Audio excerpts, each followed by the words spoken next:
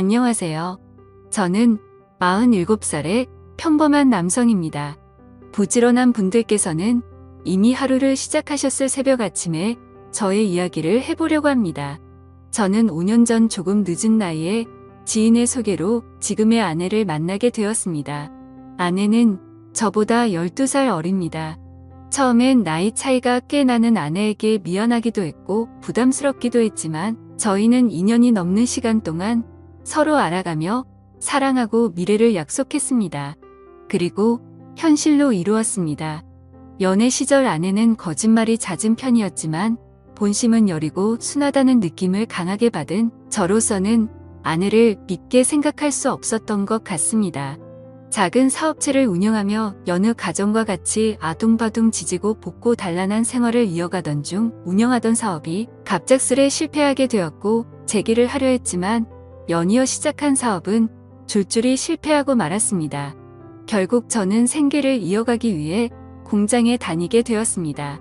어떻게든 이겨내보자 생각하고 악물며 일하려 했지만 일이 연몸에 맞지 않아 저는 늘 지치곤 했습니다. 결국 불행은 연이어 찾아왔습니다. 여느 날처럼 공사장에서 일을 하고 있던 중 동료 직원의 기계 오작동으로 인해 기계에 팔이 끼는 끔찍한 사고가 벌어지고 말았습니다. 그 사고로 인해 저는 결국 한쪽 팔을 잃었습니다. 다친 팔의 고통보다 참기 힘든 여러 가지 어려움들이 두려웠습니다.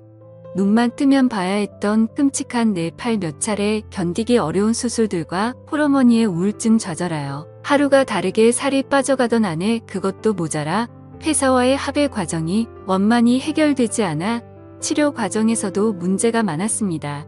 퇴원한 뒤에도 취업은 당분간 어려운 상태일 듯했고 무엇보다 앞으로 삶에 대한 자신감이 없었습니다. 이렇게 한순간의 사고는 저에게 큰 후유증을 남겼습니다. 9개월의 긴 병원 생활 끝에 저는 어렵게 퇴원하였습니다. 풀몸으로 자식들을 키워온 저의 어머니는 저의 사고 이후 아내에게 유독 신경질적인 모습을 보이셨습니다. 제가 장애가 생겼으니 어머니 입장에서는 어린 며느리가 많이 신경 쓰이셨나 봅니다. 혹시나 젊은 며느리가 한 년이라도 팔지 않을까 하는 노파심이 아니셨나 싶습니다.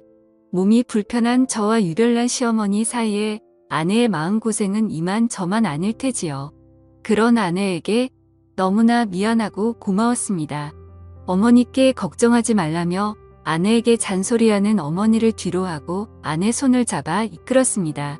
앞으로도 수개월 병원에 다니며 치료를 받아야 하는 상황입니다. 이토록 힘든 시기이지만 아내의 헌신적인 간호 덕에 현재 저는 희망을 잃지 않을 수 있었습니다. 퇴원 후 오랜만에 집으로 돌아와 그날도 아내는 저를 살뜰히 보살펴 주었습니다. 그때 아내에게 한 통의 전화가 걸려왔습니다. 아내는 황급히 전화를 끊어버렸습니다. 누구냐고 물었니? 실수로 알람을 잘못 맞춰 놓았다며 얼버무렸습니다. 짐작에 무언가를 숨기는 듯해 보였습니다. 그날 저녁에 아내가 잠시 나갔다 온다고 하더군요. 어딜 가냐 물었니? 집 앞에 잠깐 친구가 보자고 해서 다녀온다 했습니다. 저는 그런 아내의 외출이 의심스러울 수밖에 없었습니다.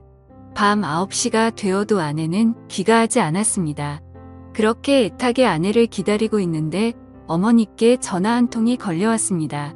밥은 먹었냐며 뭐하고 있었는지 일상적인 이야기를 나누다가 어머니가 마누라 단속 똑바로 하라고 하시더군요.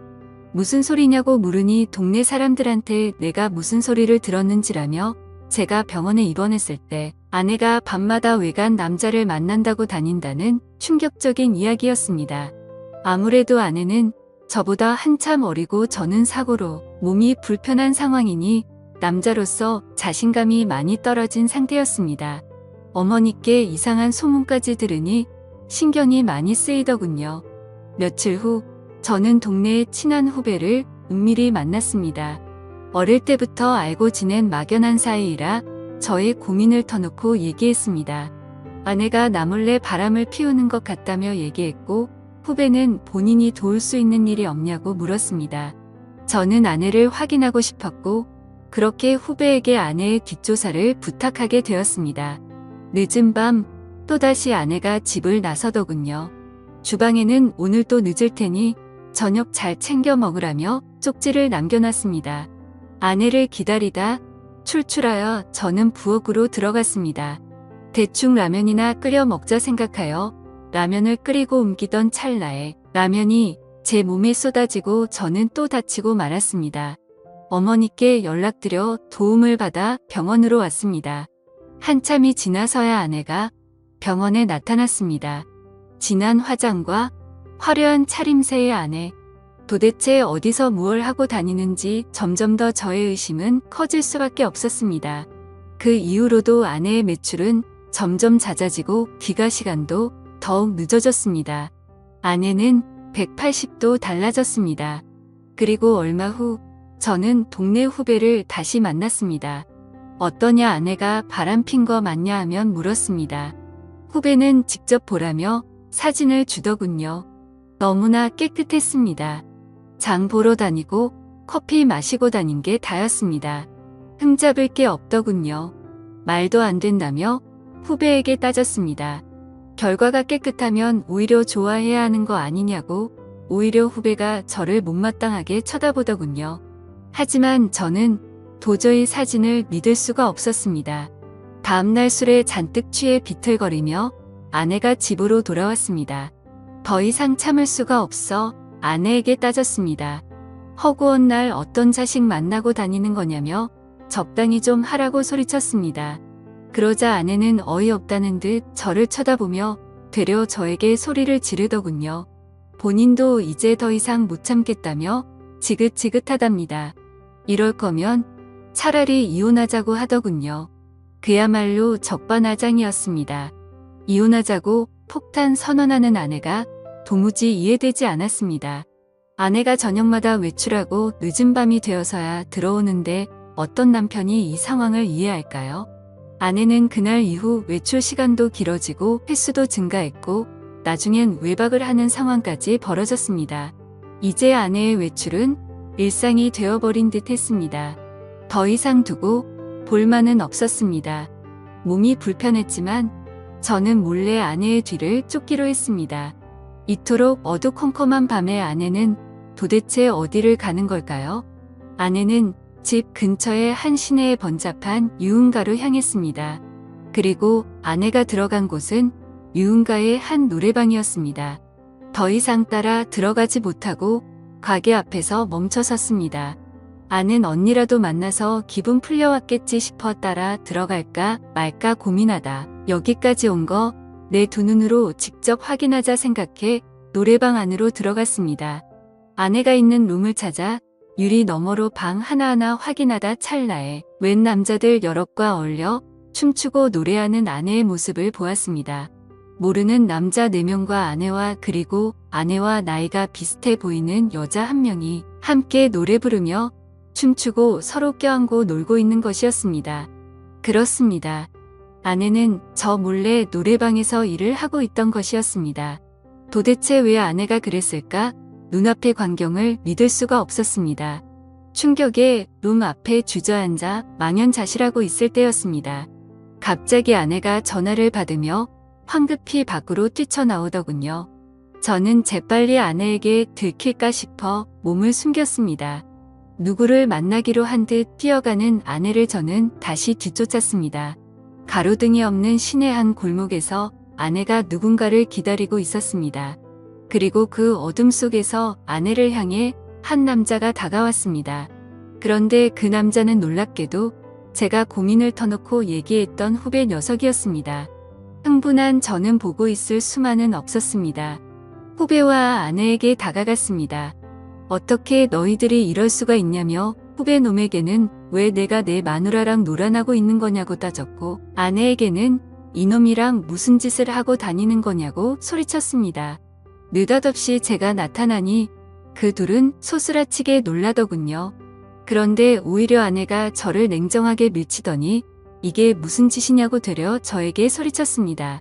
그러더니 이게 다 누구 때문인지 아냐며 이 모든 게 다 제 탓이라고 울부치더군요.